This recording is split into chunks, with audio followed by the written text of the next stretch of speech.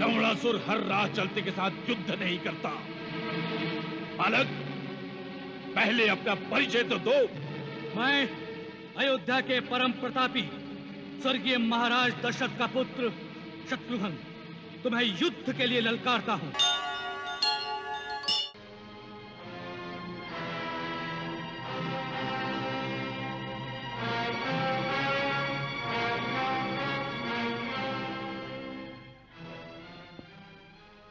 मैंने सुना है कल राज दरबार में एक ऋषि ने आपको श्राप दिया है। तो क्या हुआ? कुत्तों के भौंकने से भैंसें नहीं मरती। ऐसे कई साधु हमें श्राप देते हैं। उनसे डर के हम उनका शिकार करना तो नहीं छोड़ सकते। परंतु न जाने क्यों आज मेरे मन को उस ऋषि के श्राप से बहुत डर लग रहा है। और इस समय मेरे दाएं अंग भी फड़क रहे हैं जो अपशकुन के सूचक हैं। रानी, तुम्हारी ये निर्बलता हमें अच्छी नहीं लगी। स्वयं लवणासुर की पत्नी इन साधुओं से डरने लगी तो फिर राक्षस जाति के साम्राज्य का अंत हो जाएगा। रानी, तुम नहीं जानती, ये ऋषि मुनि ही आर्यों की वास्तविक मूल शक्ति हैं। ये बड़ी बड़ी यज्ञों और वैदिक अनुष्ठानों के द्वारा बड़े वैज्ञानिक अनुसंधान करके ऐसी शक्तियां प्राप्त करते हैं जिनसे वो हमारी मायावी शक्तियों को परास्त कर सके। हमारे मामा महाराज रावण का कहना था, यदि ऋषि मुनियों का समूल नाश कर दिया जाए तो पृथ्वी पर केवल राक्षसों का राज रह जाएगा, आर्य भाग जाएंगे। इसीलिए हमने नियम बना रखा है कि प्रातः सर्वप्रथम उसी स्थान पर जाते हैं जहां हमारे राज में साधु लोग कोई यज्ञादि कर रहे हों, और उनका अनुष्ठान पूर्ण होने से पहले उसका विध्वंस कर देते हैं। रानी, इसीलिए मथुरा में राक्षसों का राज अटल है और अटल रहेगा।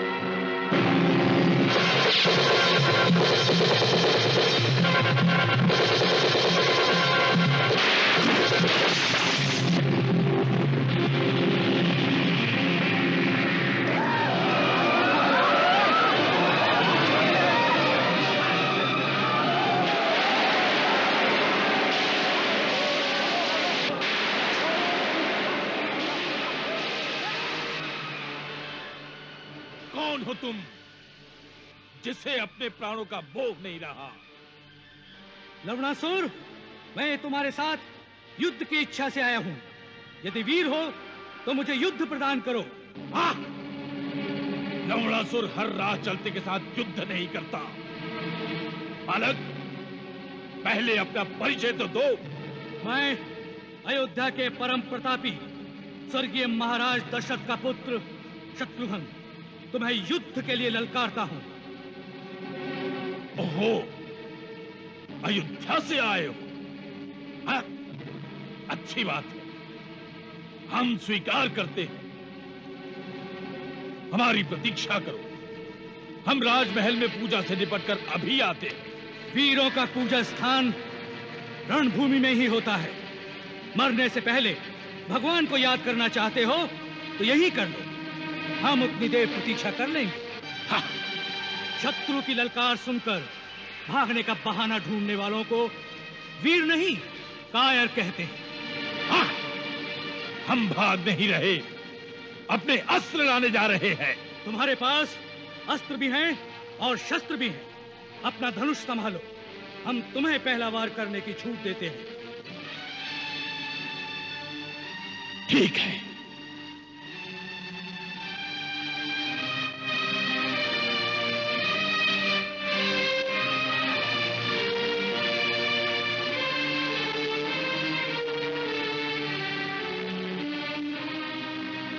संभालो अपने आप को।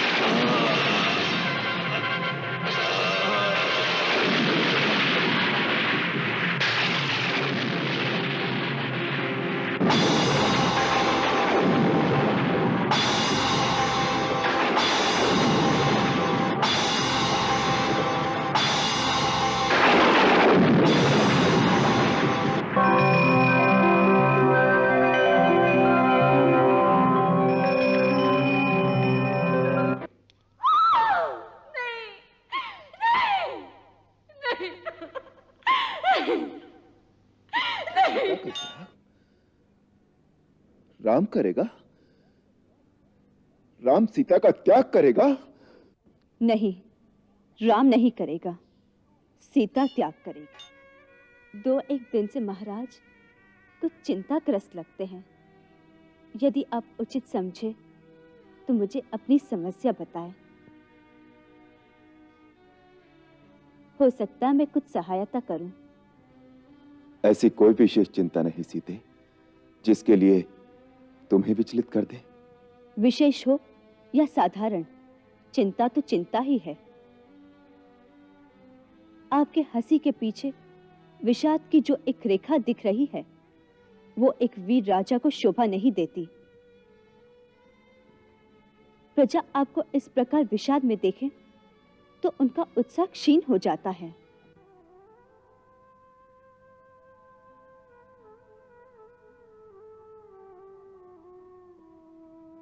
क्या राजा को कभी कोई दुख नहीं हो सकता?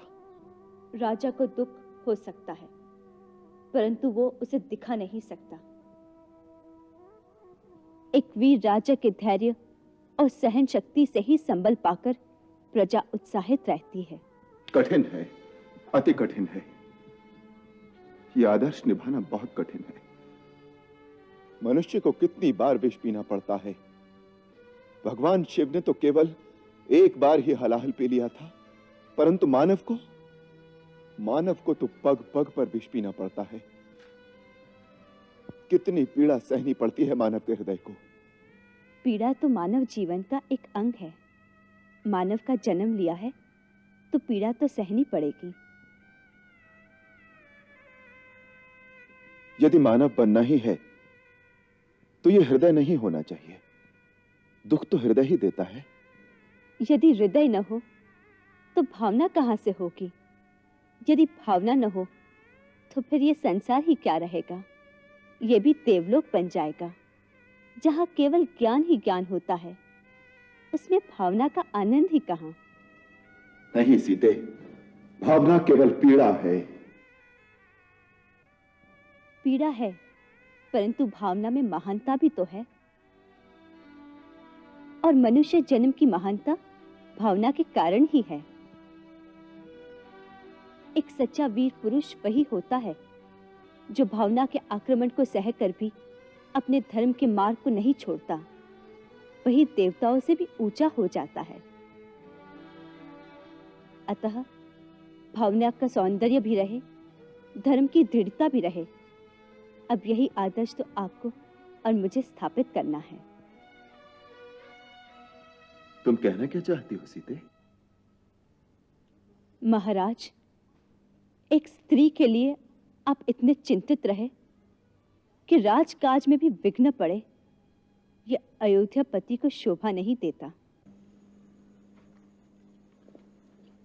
परंतु हम उस स्त्री को न्याय नहीं दे सके। वो हमारे द्वार से न्याय की भीख मांगती हुई चली गई। क्या हमें इसका खेद नहीं होना चाहिए? मैं उस स्त्री की बात नहीं कर रही।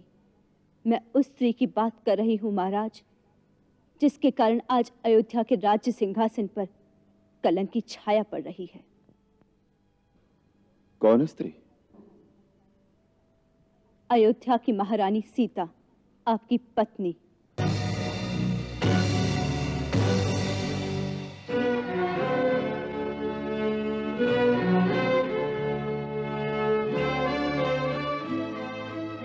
मुझे इस बात का विस्मय है कि आप जैसा धीर और वीर पुरुष इतने दिनों मुझे इतनी सी बात बताने का साहस क्यों न कर सका कि प्रजा सीता को अपवित्र समझती है।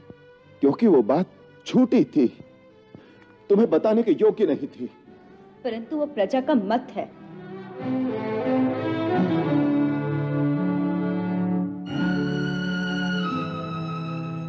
प्रजा यदि झूठ के आधार पर अपनी धारणा बना ले तो क्या किया जाए?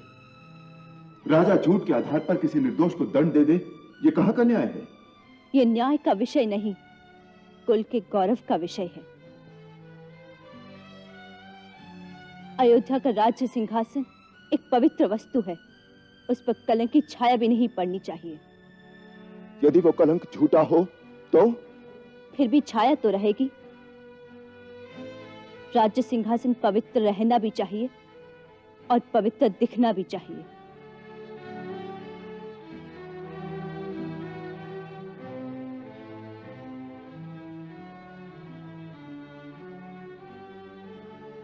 तो उसका रास्ता क्या है? मेरा त्याग।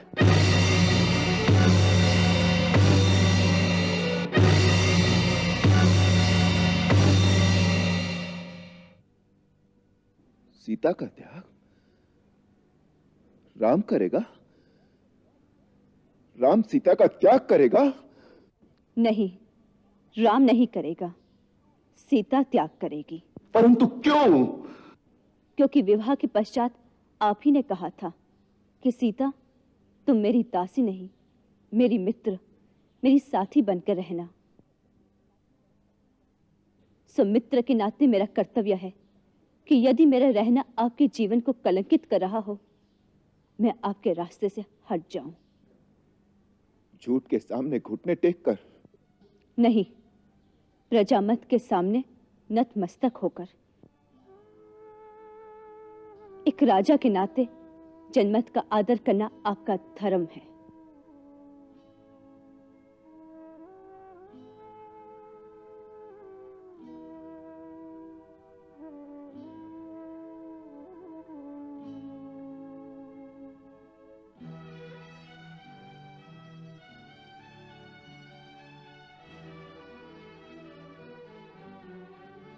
सीते, यदि यही राजा का धर्म है तो मैं राजा ही नहीं रहूंगा।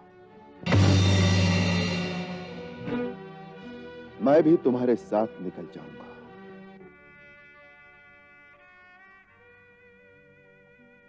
यदि आप ऐसा करेंगे तो राजा की प्रतिष्ठा और रघुकुल की उज्जवल कीर्ति को और आघात पहुंचाएंगे।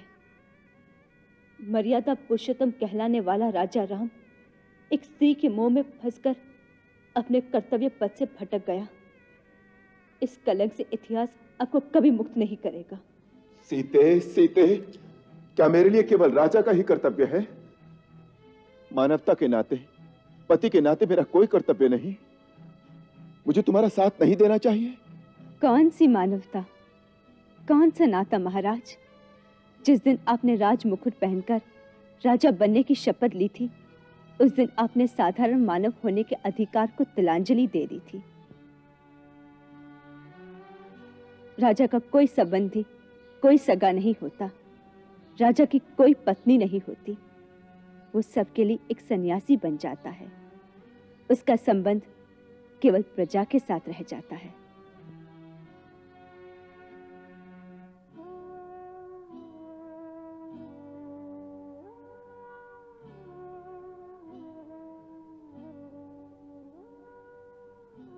सीते, मुझे समस्त अपयश का भागी बनना स्वीकार है।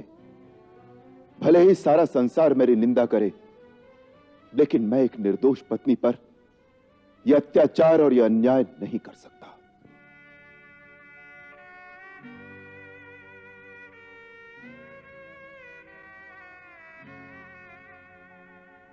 आप राजा होकर धर्म का मार्ग छोड़ना चाहते हैं? धर्म क्या है? वही धर्म है जिसे अपनी अंतरात्मा स्वीकार करे। गुरुदेव ने भी इस बात की पुष्टि कर दी है। अतः मेरी आत्मा जिसे ठीक मानती है, मैं वही करूंगा।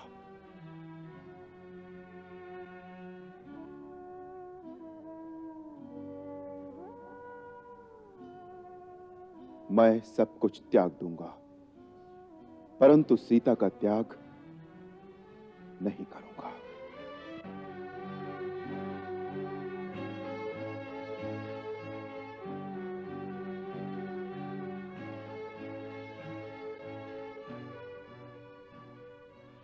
यही आपका निर्णय है? हाँ। तो आइए मेरे साथ।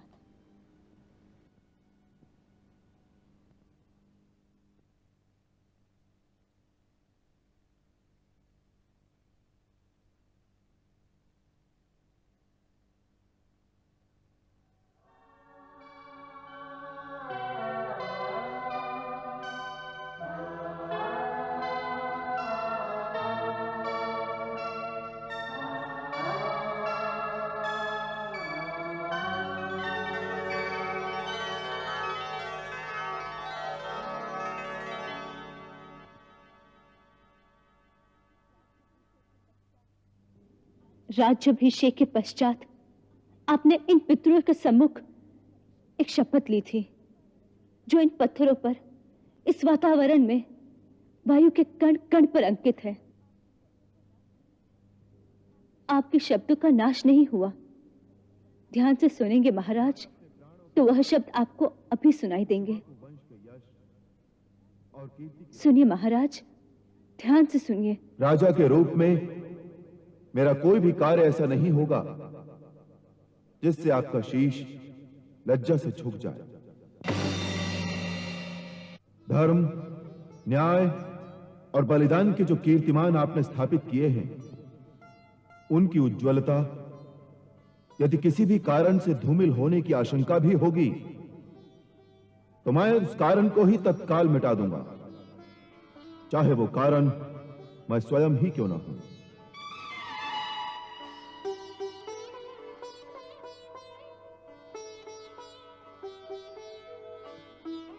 अब इन्हें उत्तर दीजिए।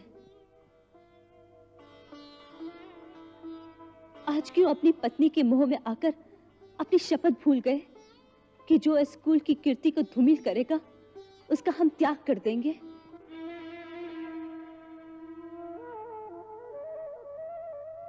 आपको अपनी पत्नी से बहुत प्रेम है, तो क्या महाराजा हरिश्चंद्र को अपनी पत्नी और पुत्र रोहित से प्यार नहीं था?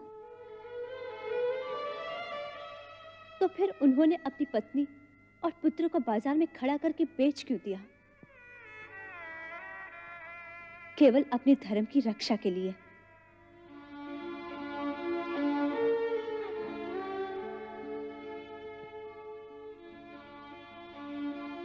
क्यों महाराजा शिवी ने अपने शरण में आए हुए एक कबूतर के लिए अपने तन का मांस दे दिया? अपने धर्म और कुल की कीर्ति की रक्षा के लिए। इसी प्रकार अब इस कुल की कीर्ति और यश की रक्षा करना अब हमारा कर्तव्य है।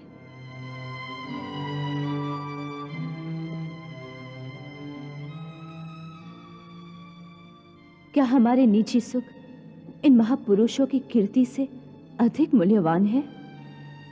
स्वामी, मैं भी इस कुल की बहू हूं। इस कुल के गौरव की रक्षा करने में मेरा भी उतना ही उत्तरदायित्व है जितना कि आपका।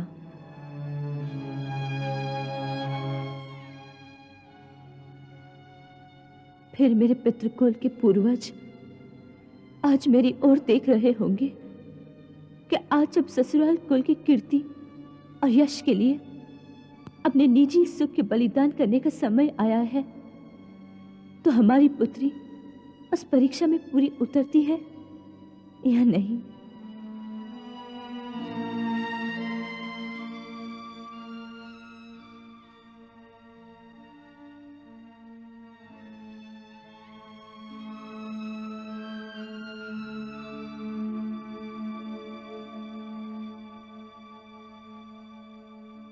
हे रघुवंश की महान आत्माओं, मैं आपके पुत्र वधू और मिथिला नरेश राजा जनक की पुत्री सीता अपने महान पति, अपने भगवान श्री राम के चरणों की सौगंध लेकर वचन देती हूं कि आज के पश्चात मेरी छाया भी आपके पवित्र राजकुल पर नहीं पड़ेगी। मैं अपना नाम का भी त्याग करती हूं ताकि ये कलंकित नाम किसी के जिह्वा पर भी ना आए। रघुवंशियों की भावी संतान को मैं अपने गर्भ में धारण करके जा रही हूं और ये वचन देती हूं कि इस संतान को इस योग्य बनाऊंगी कि आपके नाम और कीर्ति को और भी उज्जवल करे और वीरता के क्षेत्र में अपने पूर्वजों से भी आगे बढ़ जाए। मेरा जीवन उस दिन सार्थक होगा जब मेरी पवित्रता, मेरे सतीत्व, मेरी एकनिष्ठ पति भक्ति, मेरे संतान की वीरता के सामने यही अयोध्या की प्रजा घुटना टेक कर नतमस्तक हो जाए और जो कलंक आज आपके पुत्र वधू पर लगा रही है उसके लिए गिड़गिड़ाकर क्षमा याचना करे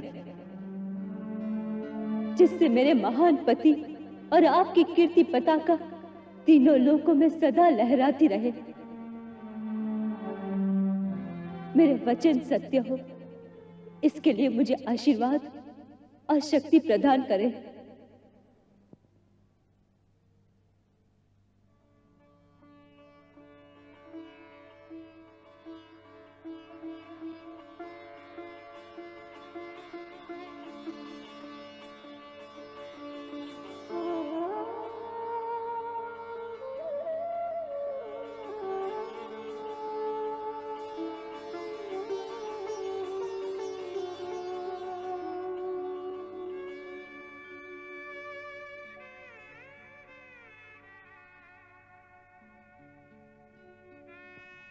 हे राघव, यदि मैंने मन, कर्म, वचन से इन चरणों के अतिरिक्त और किसी का ध्यान नहीं किया, तो मेरा वचन निभाने में मेरी सहायता कीजिए,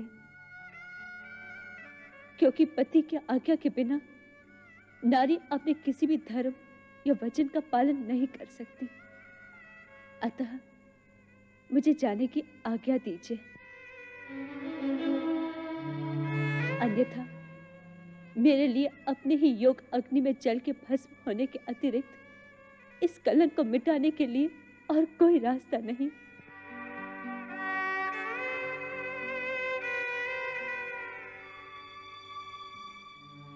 मुझे जाने की आज्ञा दीजिए प्रभु।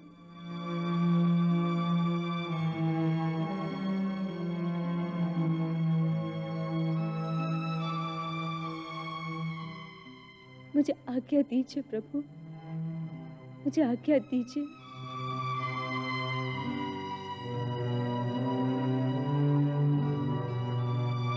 यही एक रास्ता है प्रभु, अब मुझे आज्ञा दीजिए।